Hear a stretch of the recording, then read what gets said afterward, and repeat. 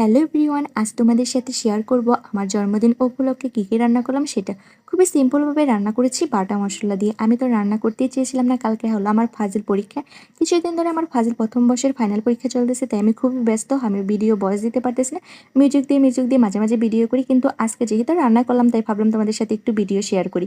প্রথমে এখানে আমি বেগুন ভাজি করে নিচ্ছি, গোল বেগুন ছিল। তারপরে এখানে গরু মাংস রান্না করতেছি, সম্পূর্ণ কিন্তু বাটা মশলা দিয়ে গরু মাংস রান্না করতেছি। বাটা মশলার গরু মাংস খেতে যে এত মজা হবে আমি জানতামই না। যা সুন্দর ঘ্রাণ এসেছিলো, অনেক সুন্দর কালার এসেছিলো।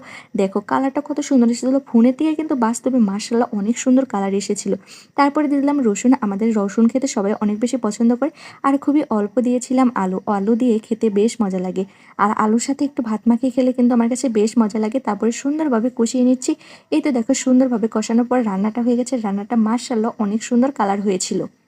খুবই সিম্পলভাবে আয়োজন করা হচ্ছে, কারণ আমাদের বাসার ৪ জন আমরা ফ্যামিলির লোক, আমরা এই ৪ জনই খাবো। কারো বলা হয়নি, কারণ আমি রান্না করতেই চেয়েছিলাম না, এগুলো রান্না করলে দেরি হয়ে যাবে। আমার পড়াশোনাতে একটু ডিস্টার্ব হবে, তার জন্য আমি রান্নাই করতে চেয়েছিলাম। কিন্তু আমার শাশুড়ি আম্মা খুবই জোরাজুরি করলো যে, "তোমার জন্মদিনে রান্না না করলে কি চলে?"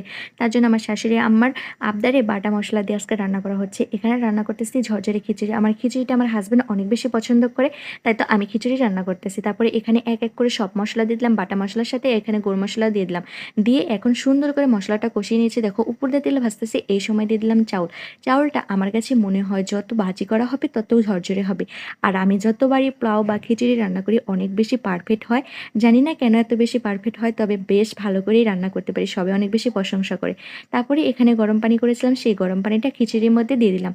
দিয়ে এখন নেড়েচেড়ে ফুটিয়ে নিচ্ছি। দেখো এখন ঢাকনাটা ঢেকে দিব। সুন্দর করে নেড়েচেড়ে এখন ঢাকনাটা ঢেকে দেওয়ার পর দেখো পানিটা শুকিয়ে যাওয়ার পর এরকম হয়েছে। তারপর এখন দমে বসিয়ে দিয়েছিলাম। তারপর দেখো মাশাআল্লাহ খিচুড়িটা কিন্তু অনেক ঝরঝরে হয়েছে। আজ পর্যন্ত আমার কোনো এদিক সেদিক হয় না, সবসময় পারফেক্ট হয়েছে খিচুড়ি রান্না।